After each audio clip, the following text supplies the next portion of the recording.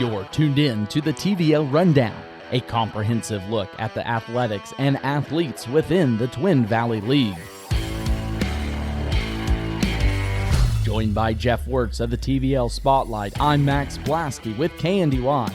The TVL Rundown is a service of the Citizens National Bank in Greenleaf and Bruna Implement.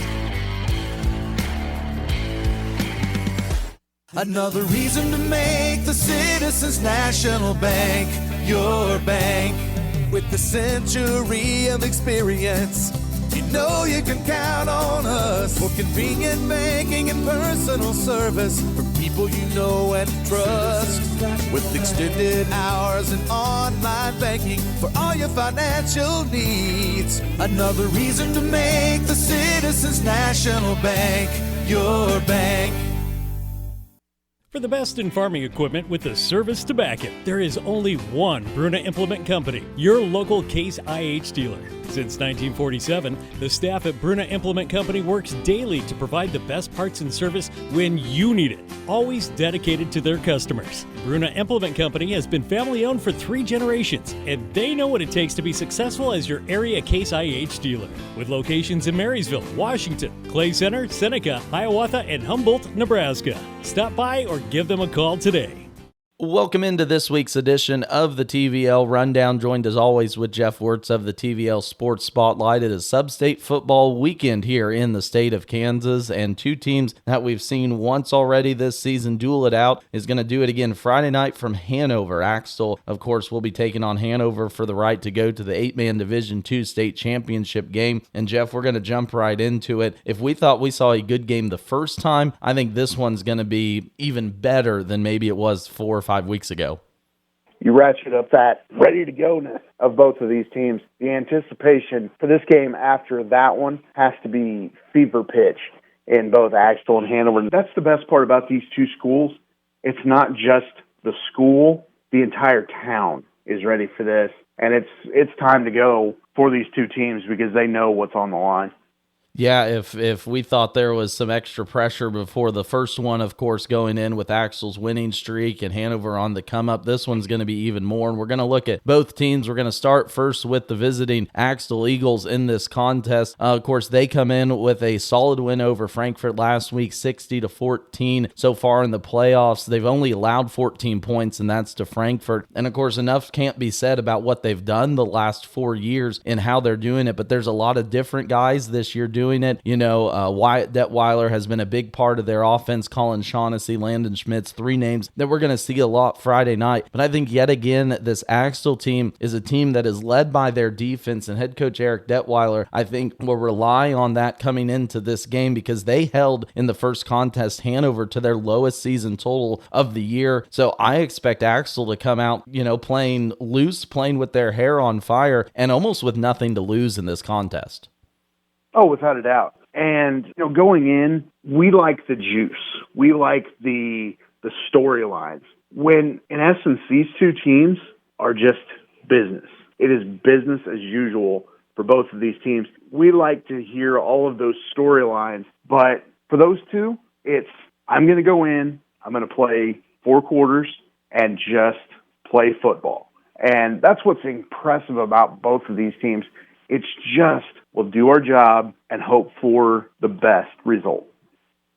And you used a good word there between these 2 programs. Of course, it's been documented 8 of the last 10 8-man Division II champions have come from, you know, these 2 schools. So when you talk about the best programs in the state, you're going to be seeing them Friday night. And then on the Hanover side, this is a team that has been completely dominant this year. They're only allowing 5.5 points per game on the defensive side. They come in after a just completely dominating win over Lynn last Friday, 50-0 in that one. Course, led by players, Cadric Cohorse, you know, a big part of that offense as I said it last week on the broadcast, I think becoming an all-state selection at the quarterback standpoint. But Hanover this year, I feel like they are so balanced. They have so many weapons that can attack you offensively, but the defense, like I alluded to a little bit before, kind of like Axtell, has led the way for this team this year. And I think an interesting fact, too, this will be the first chance this group of boys has an opportunity to play in a state championship game. So I think, you know, all bars are off for Hanover Friday night. Oh, without a doubt. There's no reason to take that governor off. At this point in the season, there's no reason to hold any cards back. And we know that these coaches and some of these players go full out. There's no doubt about it. But they're going to show their full hand because they know how much this game means. And I know I've said it, I think we've said it, this is the quote-unquote state championship game. No offense to the west side of the bracket, but we've seen it the last couple of years. Whoever comes out of the east side is usually your champion. And Jeff, I'm not asking you for your prediction in this one, but what's going to be a key for either side in this contest to be able to come out victorious in this hard-fought, maybe a little bit sloppy game too with the weather the way it's looking? You just hit it. The defenses, they know they're going to have to step up their game. They know that they're going to have to be what they have been all season to contend with these offenses. I really think it is, to me, and this is a weird way to look at it, I think it's first team that scores gets that opportunity to take over the game. Who can get those early big-time plays? It may just be one or two in this game. I think this game is completely different than what we've seen all year out of both of these teams. We're going to say at the end of the night, wow, that was really unfamiliar territory, and that's where these teams thrive. We'll see who goes a little bit out of their comfort zone to play. I was just going to say, I think you hit it on the head. Who's going to make who uncomfortable in this game? Because besides the, contest from October 17th between these two teams, neither one has been, I'll say, kind of challenged in that sense. So it's going to be a game of adjustments and a game of, like you said, probably limiting the big plays because both of these teams thrive on that aspect. Of course, we'll have broadcast coverage on FM 95.5. Jeff, you'll always have stuff at the TVL Sports Spotlight. I will be there and totally excited for this game already, and I'm not going to sleep.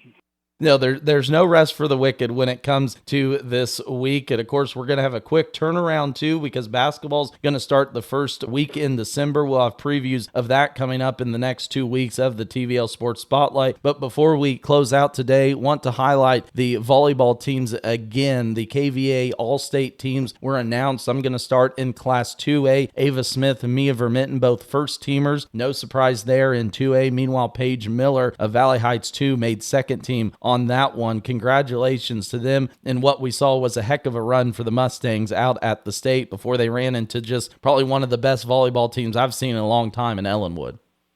Valley Heights in any other classification would have rolled through that tournament. They're just that good. But yeah, they going up against Ellenwood, it's a task. And it's a thing where some teams in the TVL aren't ready to not be the team that is to beat.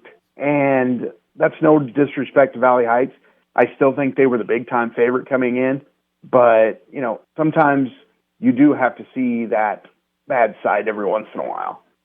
Yeah, big congratulations to the Mustangs. Head coach Susan Steinford did a good job with that team. Moving on to the Class 1A Division 1 KVA All-State team, Josie Haverkamp and Hayden Kramer of Centralia make first team. Callan Baker of Clifton Clyde and Sevi Wurtz make it on second team to go along with Milena Becker of Clifton Clyde, and then Natalie Boswell of Onega and Tessa Parthimer of Frankfort make honorable mention. Of course, Centralia finishes runner-up for the second straight year in Class 8-man Division 1, but a heck of a job by head coach Vicki Adams down at Frankfort getting that team even to the state tournament this year. Congratulations to those Wildcats on making what I called it a Cinderella run on my broadcast. They made a very good late run. You saw sparks throughout the season. They got it together at the time that they needed to. So congratulations to them on what was a great late season run.